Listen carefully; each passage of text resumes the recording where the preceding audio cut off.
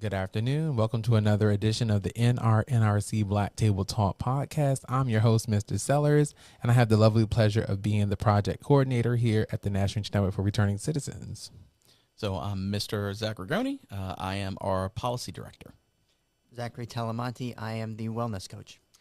Mr. Tron Harrington, I am the outreach specialist of the organization.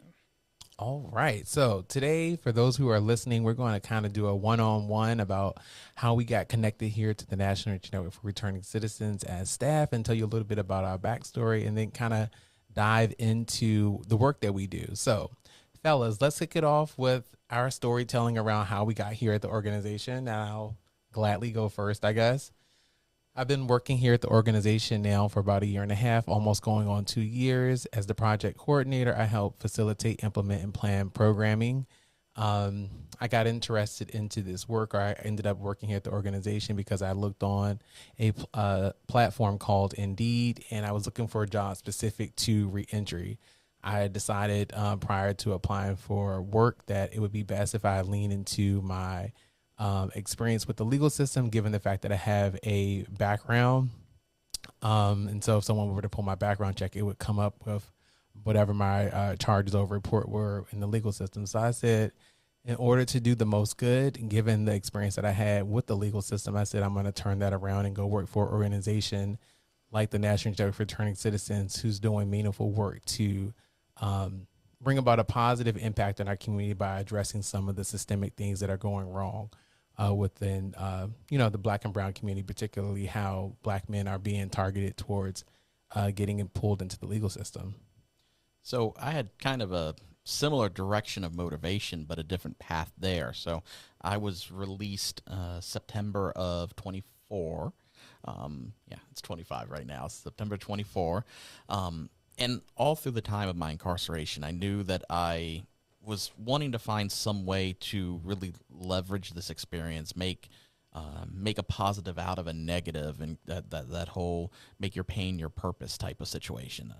Previously had experience with the federal government doing data analysis and had a political science degree, so thought I had some options that I could go with if I could find a way into the criminal justice reform space. So while I was first out in D.C., walking around, nice to be in a city where it's walkable, came across a tabling event where I saw, with the National Reentry Network, individual I was at the halfway house with, Mr. Talamonte, and started chatting with him, found out about the Ready for Work program, found out he had got a job with them, and so decided I was going to try to get into the Ready for Work program. I figured the worst case scenario, it was a beneficial program to let me do something productive while I was working at things, but my hope was to get in, use that to hopefully let them see my resume, and maybe be able to get my foot in the door with the organization. And I was blessed enough that Mr. Stewart called me up on my second day, informed me that they were interested in trying to put together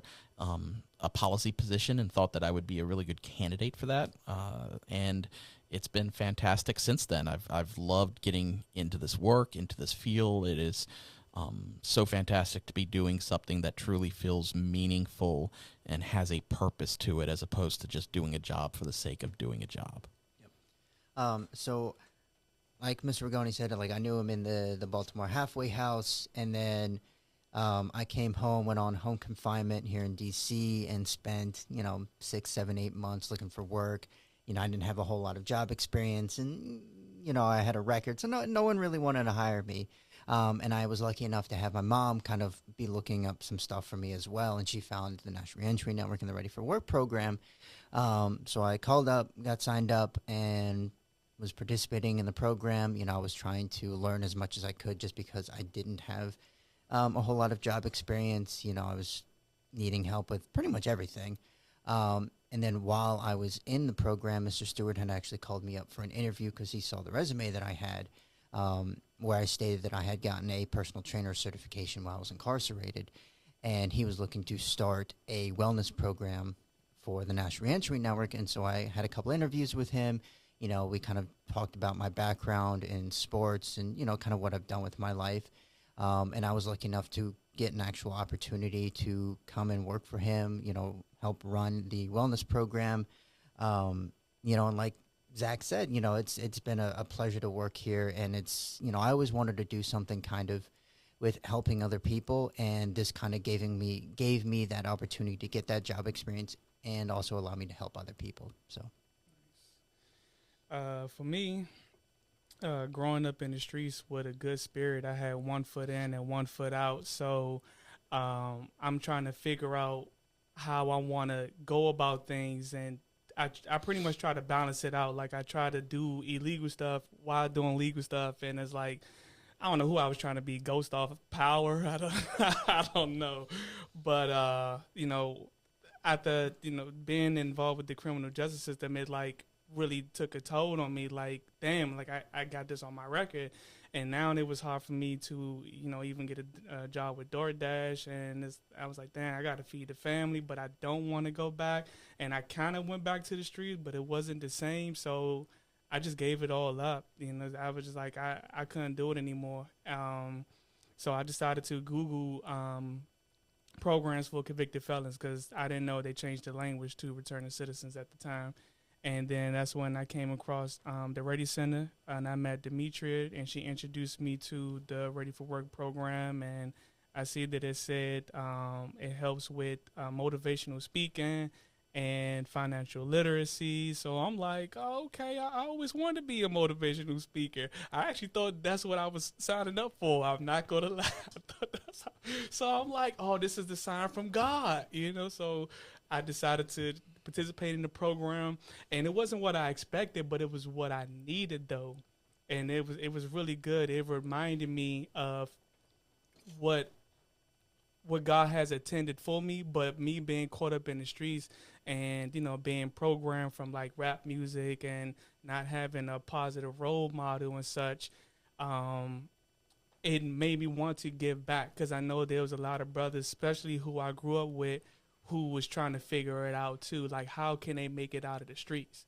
And it starts from inside, So what I wanted to do is find a way, how can I help hundreds of people in DC?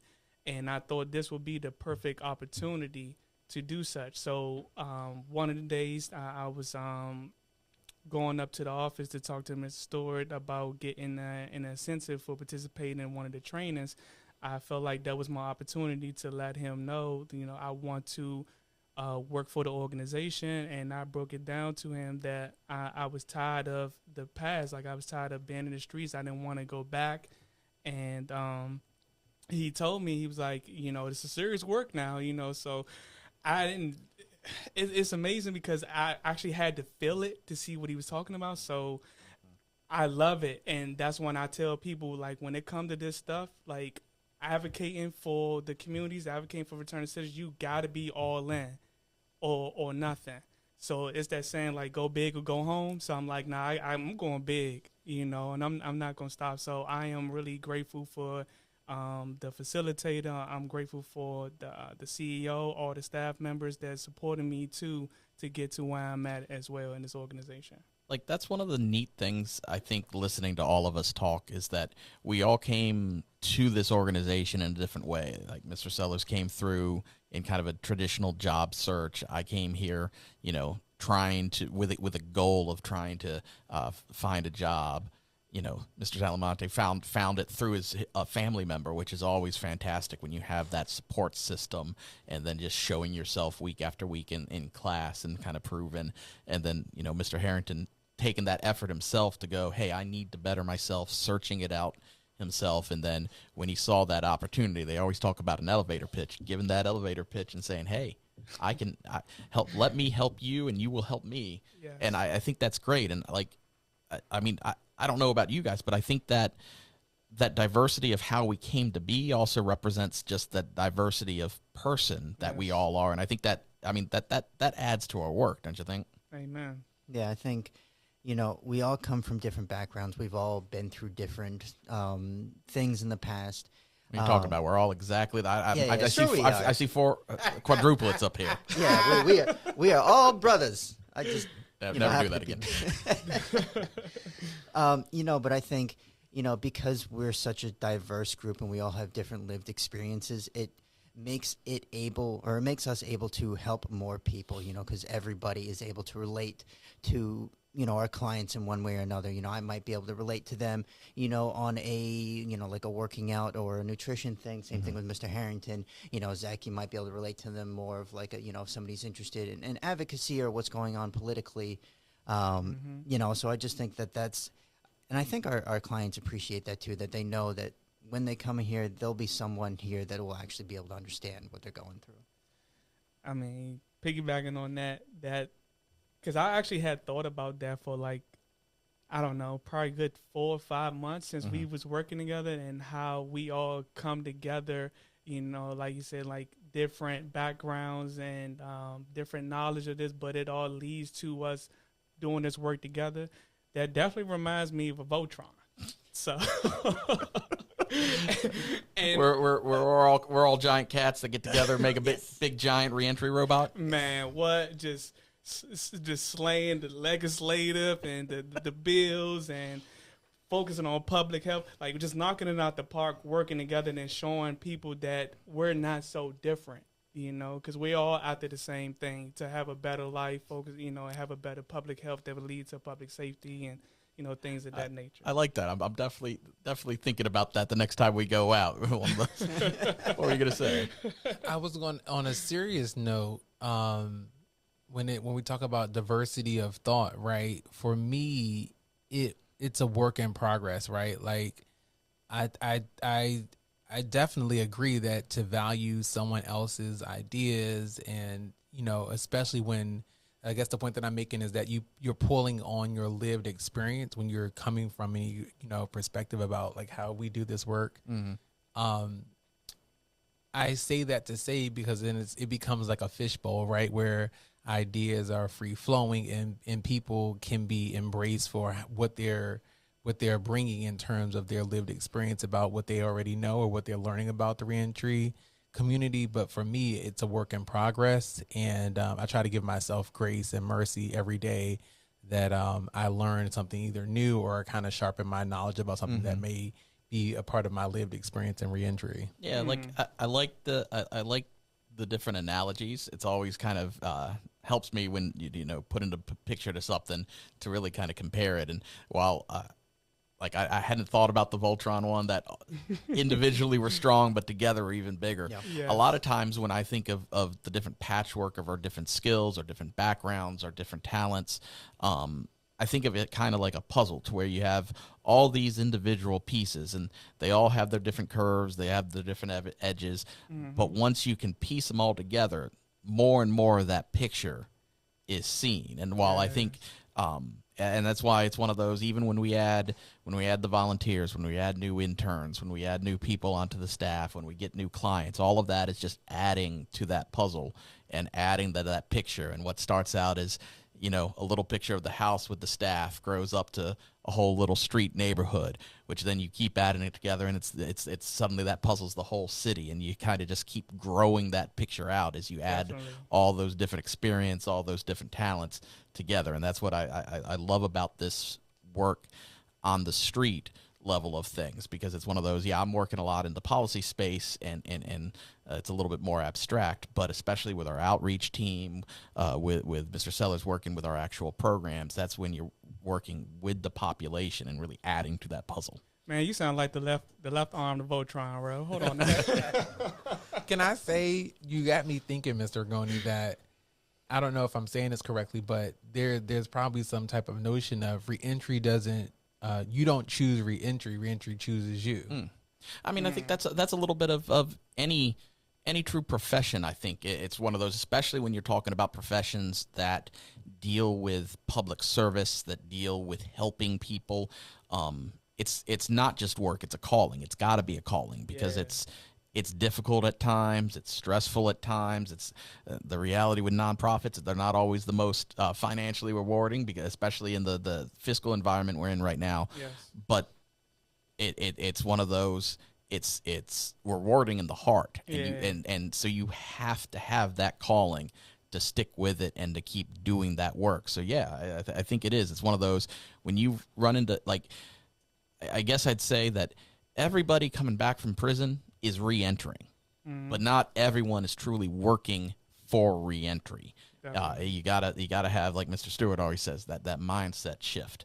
And to actually do the work in it, you got to do that heart shift too. Yeah. So it's well said, and so that just came, to mind as you were talking. So we should probably, segue into what we do and why it matters. I think this is a good place where we're at right now. So who would like to kick it off, right? Just kind of like staying in this vein of what we're talking about now. So I'll start off. So, like I said, I'm the policy director right now. And so a lot of my primary job duties is focused around policy and advocacy.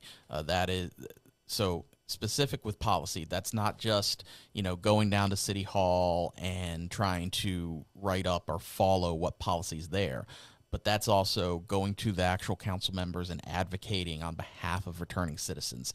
That's talking to other organizations within the city and nationally, both to find out what things are being done by other organizations as it relates to reentry, but also to let them know what we're trying to advocate for, what we're hearing from our clients, and what we're seeing on that ground level. Because a lot of them, I was just speaking to somebody from the ACLU in DC, and one of the things they are very excited about with talking with me is being able to actually hear directly from people that are returning citizens that are living through it. Because it's one thing to come at it from that academic standpoint, but hearing it directly from the impacted groups is always important. And I think that's where policy-wise, our organization has a real big role, is letting that voice be truly heard. And then the third aspect of it is that education part of it, because to have advocacy, you need to educate the public as to why advocacy is needed. Yes. And why the policies or the things you're advocating for are needed. So I kind of view it as that three-layer notion of education, advocacy, and implementation, and that's kind of that holistic notion of where policy comes in.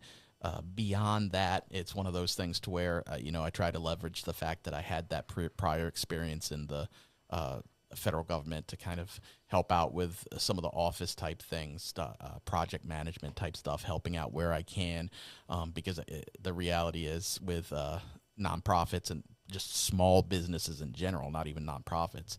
When you have a small staff, everybody's got to grab an oar and everybody's got to be paddling at times. And so trying to lend that help wherever I can. But I think the policy stuff is really important because that ultimately is where system change is viable. And I think the rest of our programming does a great job in the person change, which I think on an individual level is the most important thing in reentry. Definitely. Yes.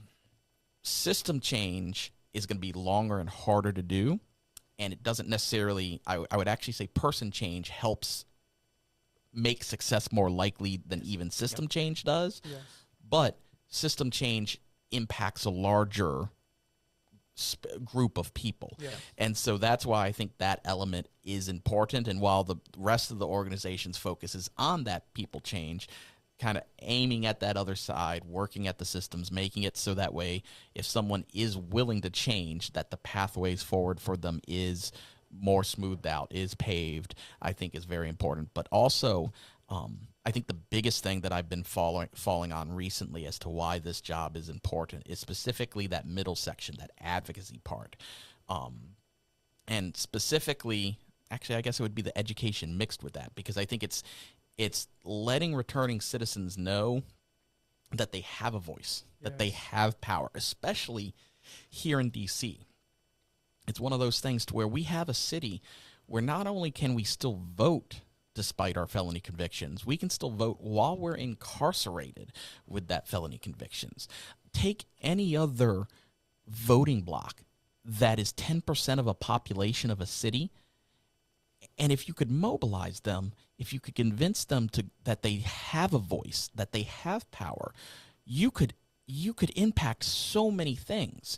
But returning citizens are just so conditioned to feel beat down and distrustful of things that they don't want to either take the time or the energy to speak up, and trying to inform them and educate them of how to speak up what to speak up on in terms of the various laws and things that are there, and of their power to do that, I think is so important to my job. Can I jump in for a minute? I was going to kind of, because I agree with everything that you just said. I mean, about, we're talking about why the work that we do matters, right? This is serious stuff. And so for me, Rigoni and Talamonte and Harrington feel that we all have time, talent, and treasures, right? And so that's what got us hired here, right?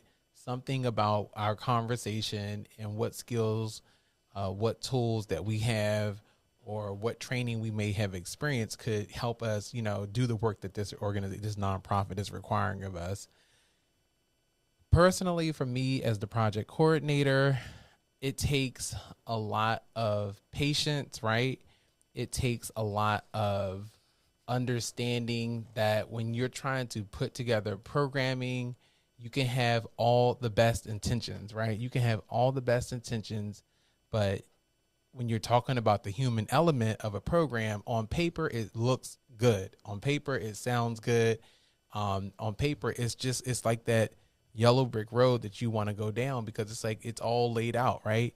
This Ready for Work program that we offer here at our organization started out as a brainchild, and it ended up becoming a real, program. We've been in the business of doing this work for like the last 15 years. But the human element of being able to interact with our members of our organization, understanding that those first 30, 60, 90 days is a adjustment, right? We always use the term being reacclimated or reintegrating. But I say all that to say, and I'll be quiet, is that because I too was on the other side of it, right? I didn't necessarily, when I was in 2016 going through the legal system, right, have a reference to a program like Ready for Work. Like some people at this table said that they got to have access to a program like this. So for me, there was no, reintegrating, information sharing. So I had to really pull myself up by my bootstraps. So I say all that to say, in taking my lived experience, understanding what it means to take something of an idea of a program and bringing it to life, and then seeing how our clients are showing up for our program. It's like, no, I've been there, right? And then I think you need some of that in a nonprofit, particularly working with returning citizens, to at least embrace that this work is hard. It's not easy, but you got to show up every day on time, hit the clock, and put the hours in to really fulfill our mission, vision, and values here at the National Reentry Network for Returning Citizens. I mean, I don't say that in hyperbole. It really is hard work, and you have to, have a kind of a softer heart to be able to get up the next day and come back and do it all over again. Patience, passion, and purpose. So for me, being an outreach specialist, I knew it was definitely important to engage with, I don't even know how to say it, but just about everybody in the city. Okay? So from the homeless people to the council members, connect with everybody. And it's different ways of how I have to connect with different individuals or different groups too. So so for like the returning citizens or just, community members who still trying to find their way out or fix the broken window theory, I try to really touch their lives to let them know, like, hey, I lived around here, or I live around here, and I have done what you're doing, and this is like what I did to overcome those barriers. But other than that, engaging with organizations to partner with them to participate in the community events that they would have, that we love to show up to, because that's what it's about, showing up and showing out, and inviting them as well to come to our events, pretty much surrounding around the returning citizens, and creating relationships, just building relationships with everybody. The employment, oh man, I think that's like my favorite, because of what I went through to get me where I'm at today in this organization. Like I said, when DoorDash slammed the door on me, I was like, it's DoorDash. trash. So that made me want to educate myself so I can share the wealth with other individuals who has been impacted by the criminal justice system, and it's hard for them to get employment, and create those relationships with employers to let them know why it's so vital to hire returning citizens. And because it's truth behind it, you know, there's not like no sales pitch. Like everything that I share with them is from the heart. Sometimes they be about to cry over the phone, you know, like, because it's like you got to be real, you got to be authentic when you want to see things done. You know, you want to see results. Like I said, it's going all in or not at all. So I'm really grateful that I'm able to experience that, like what it's like to create those relationships for our returning citizens with employers. And I'm still learning more and more. Other than that, just, you know, engaging with community members, I really enjoy it. Like I really love being out there in the community to help them want to help themselves, you know, like teaching a person how to fish instead of keep feeding them over and over and over. But yeah, other than that, yeah, man, I really love it. I really love what I do, and I feel like that's what really matters when it comes to my position. So, Zach, you said something earlier about, you know, us getting beaten down by the system. And I think that's kind of why Mr. Stewart was looking to start a wellness program, and why I ended up getting hired was, you know, anybody that goes through the criminal justice system knows that it's hard. You know, the food is terrible. You know, you're living in a disgusting environment. You know, you're not able to exercise or get out. You know, it's a really rough environment, and people come home a lot with, you know, health issues, mental health issues, you know, emotional issues. And that's kind of where I come in to help returning citizens. Is, you know, my background is in, you know, basically sports, but, you know, I got my personal trainer certification. I'm very passionate about, you know, educating people on, you know, basic ways to eat healthy, how to exercise more, how to get themselves physically healthier. You know, but also I think one of the things that I like to think that I do well here at the National Reentry Network is be able to actually just connect with people on a personal basis and, you know, really get to know what they're going through so I can better help them. You know, I've met, you know, clients that are, you know, I've been out of the program for basically as long as I've been out of the program, that I still talk with. They still participate in programming. They still tell me, you know, what's going on in their lives, and I try to, you know, support them in every way that I can, you know. So if they want to know more about, you know, like, hey, you know, you got a healthy recipe for this, you know, there's a client who I shared a recipe with, and she actually went home and made it like a week later and sent me a picture, and she told me, like, you know, it was amazing. You know, but that's just, you know, the small piece of what I do here is just being able to share, you know, the wellness stuff. But I also go out and do outreach a lot with Mr. Harrington, you know, with everybody else. And that also is education for me, because the more I am able to learn about what's actually going on in the community, what our community is facing, the better I can, you know, find support if I don't know it, to share. So I just got to jump in here real quick. Well, yes, most of the food is bad. I made restaurant quality stinger food. Okay. My people ate good. My yes. Cheesecake. Yeah. Yeah, no. I just had to play with you a little bit. You're right. The food is. There was about a 3-month span where we basically had shredded ground chicken for every meal. Yep. My favorite announcement was at one point was today's dinner of beef tacos is a rip. It was tonight's dinner is beef tacos. In place of beef, it will be ground chicken. Like, that's not beef tacos then. That's ground chicken tacos. Nice. Is that microwave Bob talking? And I will say, for those who are listening, Mr. Rigoni has treated the staff to some of his cooking. Yes, he has. I don't know really what he made when he was Chef Boyardee, but when he brought that snack into this office, I mean, everyone knows that they had to, you know, put my hands in handcuffs and say, you know, Mr. Zellis, let someone else get some of the refreshments that Mr. Agroni. It was so good. But we got to talk about, you know, on today's podcast, our reentry stories, right? And one of the things that we're going to kind of like look into is like, how do we kind of come to this aha or going from barrier to breakthrough. I mean, we may not be what we, want to be in our reentry journey, but we're definitely not where we started off at, and we don't look like what we've been through. So we just talked about food.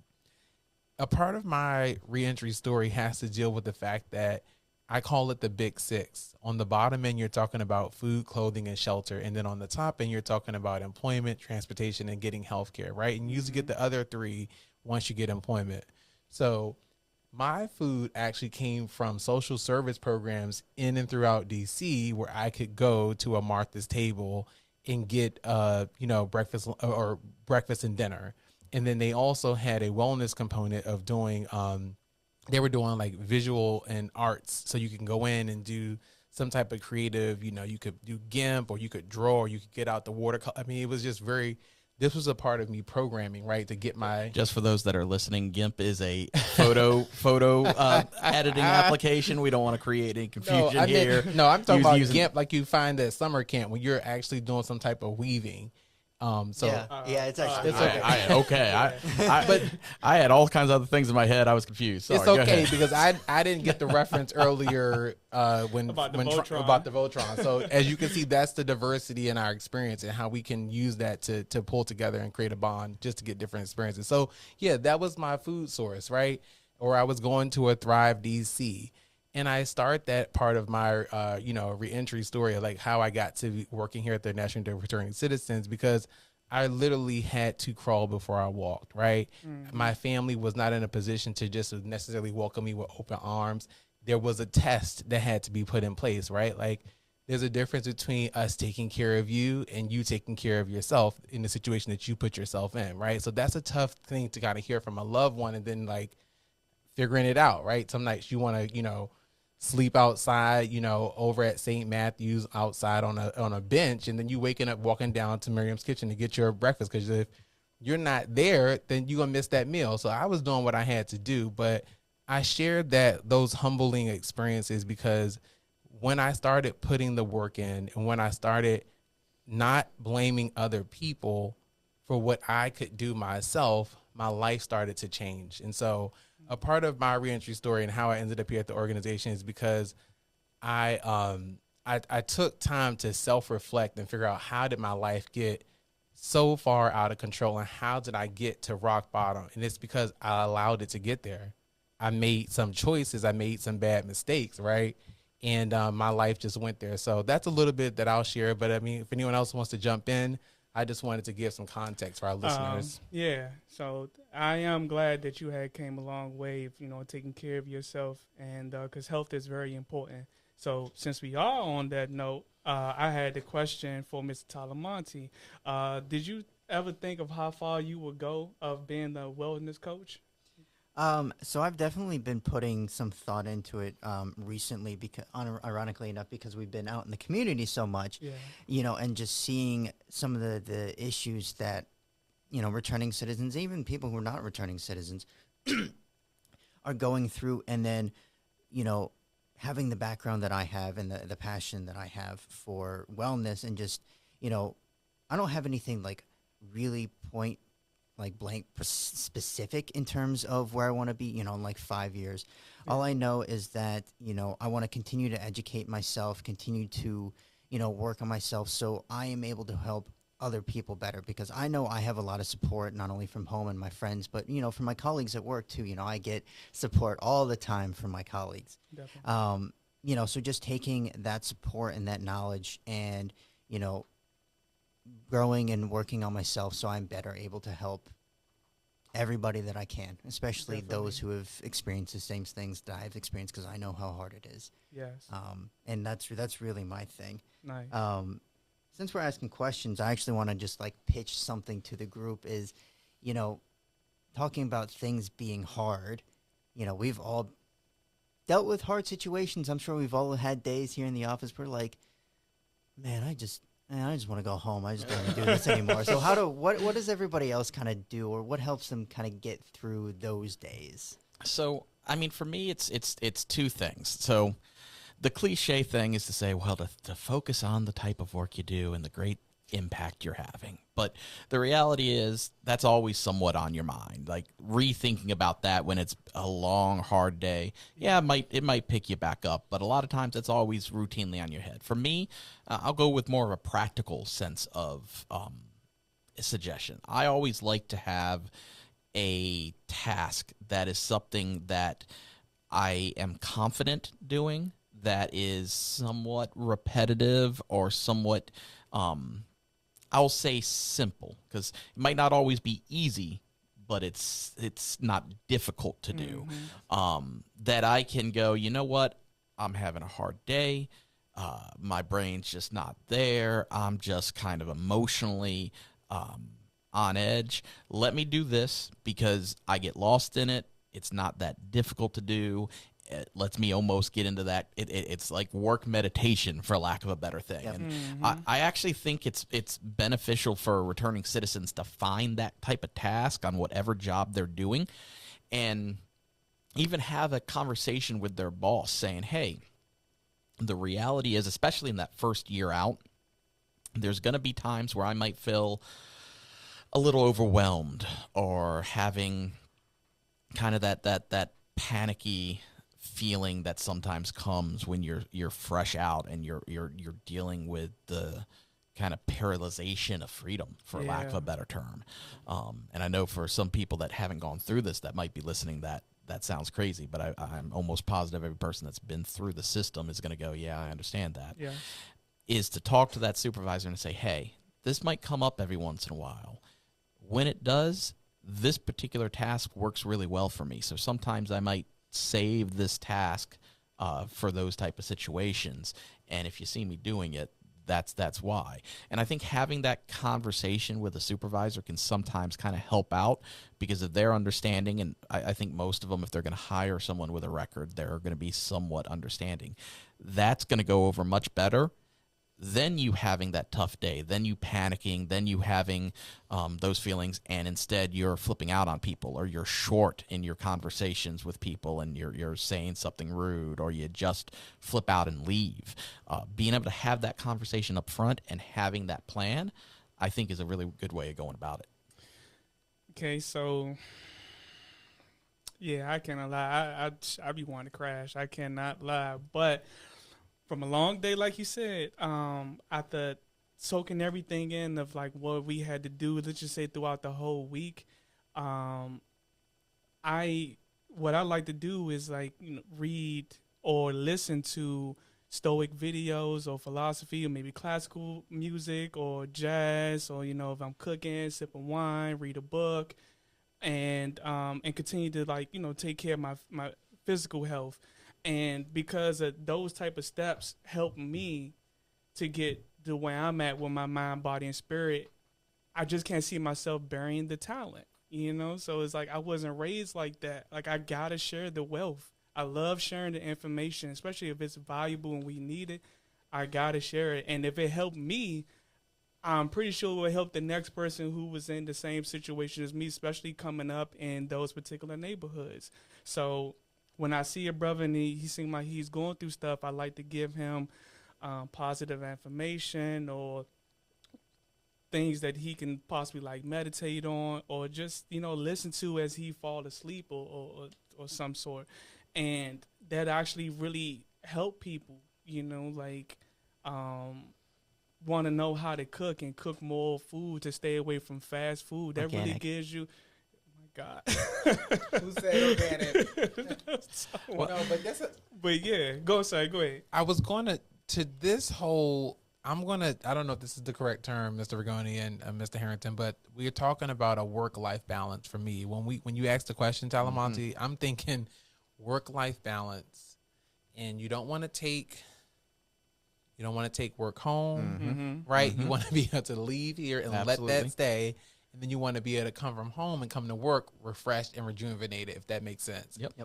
For me, one of the best things about this organization is the diversity of personality, characteristics that make a person in this organization who they are, and them getting opportunities. At some point, I've realized in the day, a person's going to lean on their strengths, and then you're going to start to see how by them pulling in that personality trait or whatever that characteristic of who they are and how they get their work done, it's going to make me want to either arise to the occasion, receive the feedback. I think that's one of the best things that we can do. And I'm saying that when you're trying to create that work-life balance, we got to stop, thinking that we can do this work in silos. For me, I know that it's anytime I'm receiving feedback or correction or getting direction in terms of how I can, make the change or improve or get better at this work. It's not, and then you talked about this earlier, because we're a small nonprofit. It's not just that we're a small nonprofit. It's because everyone sitting at this podcast table cares about the work that we do. We all care about the mission, vision, and values of our organization. And I'm going to be quiet in a minute, but all I want to say is that for me, work-life balance is creating space and holding space for every staff person at this organization to show up as their authentic selves and bring that. That is what keeps me going, and it helps me get through the day in a way, because it's like I know that everyone here has the best intentions and is working their behind off to get this work done. So I'm going to steal a little bit on your lean on comment, because this is something that I'm kind of realizing as we're talking, because we've talked a little bit in terms of some of the barriers and challenges, but in terms of ways to overcome some of those in reentry, I think one of the big things is recognizing that there are things to lean on, and that it's okay to lean on that. Yes. Like I know for me, I was super blessed. I was having difficulties. One of my challenges, one of my barriers was finding housing, and I came across a person renting their own apartment, their own condo, whose ex-husband had gone through a very similar legal trouble as me. And she wanted to give me that chance. She wanted to kind of, she saw how difficult he had it and wanted to, show someone else care that her ex-husband didn't have. And I'm really thankful for that. But I also leaned a good bit on, say, Morca and the Ready Center and those supports, because even if you don't have family support, which I was blessed with, and I believe others at this table have been blessed with, or if you didn't have friends to lean back on, there's so much infrastructure in the city. So like going around, like who was something you all leaned on to get over the hump of the reentry difficulties? So I'm gonna go next, and I'm gonna look at you, because when I was in the that you is Mr. Harrington for those listening on podcast form. yeah. So I was it's an audio medium, Zach. Audio medium. Listen, mate. One of my biggest, hurdles, like I stated before, is like I don't have any, workplace or job, experience basically whatsoever. And actually, before I got hired, Mr. Harrington over here was actually a facilitator for the Ready for Work program, and he was, somebody who I first had interactions with. In terms of like the reentry field, because basically before that it was just me. I was just looking for stuff myself, and then the people in the home confinement stuff. But he was somebody that I leaned on very heavily even after I got hired, because I still had no idea what was going on here. And he was one of the few people that I felt comfortable with, because I'd known him from the program before, asking for advice. I don't know what's going on. Explain this to me, that kind of thing. Quasi-mentor type thing. Yes, and then I also leaned on Miss Harris a bunch too, going in there for, I don't know how to do this on the computer, or something like that. And then when Zach came along, he helps me a lot too with a bunch of like organizational stuff on the computer that, again, I'm not very used to. But yeah, like I had a lot of support from other members of this organization, even Mr. Stewart. I enjoy listening to his stories and what he's been through, because even though I might not be able to relate to it, I can see how he dealt with it and his attitude, and then I can kind of try to adopt a little bit of it myself, and that's been beyond words amazing. What about the two of you? Did you have anybody or anything that really was instrumental in leaning on to that first little bit out? I'll jump in after you. You go first, Mr. Harrington. Why you speak on it then? Okay, so I don't know if this makes sense, but I'm so serious. Besides like my mom, of course, like she's always been my number one supporter, no matter Amen to family. what. It was God that Hey, good stayed. answer. Good answer. I cannot lie. It was God. Like That's why everybody has something they can lean on, if nothing else there. man, and the reason why I'm saying that because it reminded me, because I'm always been a spiritual being. Like I'm so serious, and even after my hardships, when I got involved with the criminal justice system, and I grew them 3 pieces of gray hair from stress. Overall, it's like God was talking to me, and it was just days before I even got the job here or anything. I was still grateful. Like I'm in the shower, looking up at the ceiling, saying, "Thank you, God." Like in the morning, I'm like, because you didn't really give up on me. That this was my decision, and this is you reminding me that this is your true purpose of helping people, but you had to get out your own way because you want to help people, right, Tron? This is what you got to do. So I didn't see it at first, but the more I got into this line of work, it became more clear, and especially because of Mr. Stewart having his foot in my hand, I'm like, oh, I can see it now. He said, yeah, you see that foot? But yeah, I really shout out to God, Yeah, because God is good. man, he definitely reminded me what my true purpose is, and I'm just sharing that love wherever I go in DC, because this is how you know it's God, because I used to have the mindset that when I'm in the neighborhood and I see a guy that look like me and we stare too long, I'm like, what the fuck you looking at? That really was the mindset. So now I don't care who it is. It be a group of guys that lives in my mom complex, and they're posted up, and I'm walking past to go to the gym. I say hello to everybody. And next thing you know, I created just a little relationship to the point they be pressed to say hello first. It goes a long way. So that's when I knew God was in me, and I'm really grateful every day. I Before- can't. Sorry. Oh, let me yeah, let sure. me say Yeah, something. definitely. You said something about saying thank you to God when you're in the shower. Just a quick tip: if anybody's going through some hard times, a little wellness thing, just list like 3 things that you're grateful for, either in the morning or right before you go to bed. Just because we always have this, man, it's hard, man, I got to go through this, or man, I got to go through that, and it kind of just drags us down. And one way to kind of start changing that is to actively think about things that are positive in our life.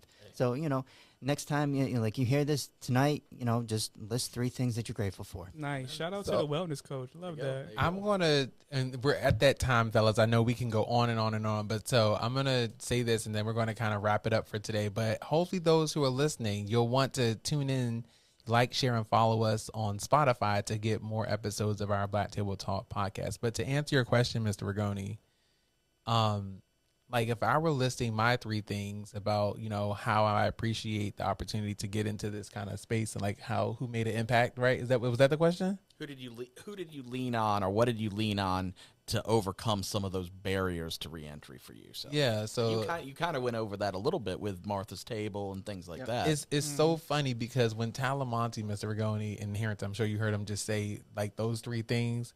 I have those 3 things. One of the things for me was volunteering for 3 years, right? And I don't want to keep saying the number 3, but I volunteered for 3 years at Community Family Life Services, which is a reentry organization. The next thing that I was able to do by volunteering there for those 3 years, right? And I could lean on, getting acclimated to coming into an office. I worked in the reentry, I guess they call it their clothing closet for men and women who are looking for professional clothing so that they can wear to interviews and go back to work. And I did that 3 days a week, like on a Tuesday, Wednesday, Thursday schedule. Nice. Then the last thing in terms of those 3 things that I was doing to kind of lean into this or opportunities that kind of helped me and shaped my character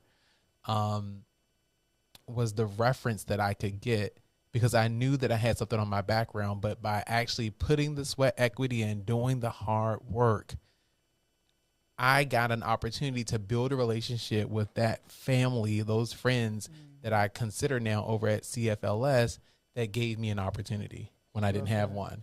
And so I just want to put a bow on my experience about this leaning into, experiences. And I kind of said it earlier, like, I don't think you choose reentry chooses you.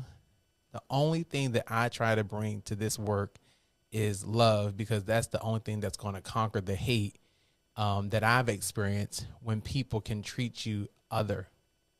And so with that being said, today, for those of you guys who are listening, here at the National Reentry Network for Returning Citizens, we are investing in people, not prisons. Stay tuned for more information on our next episode. And with that being said, have an amazing day.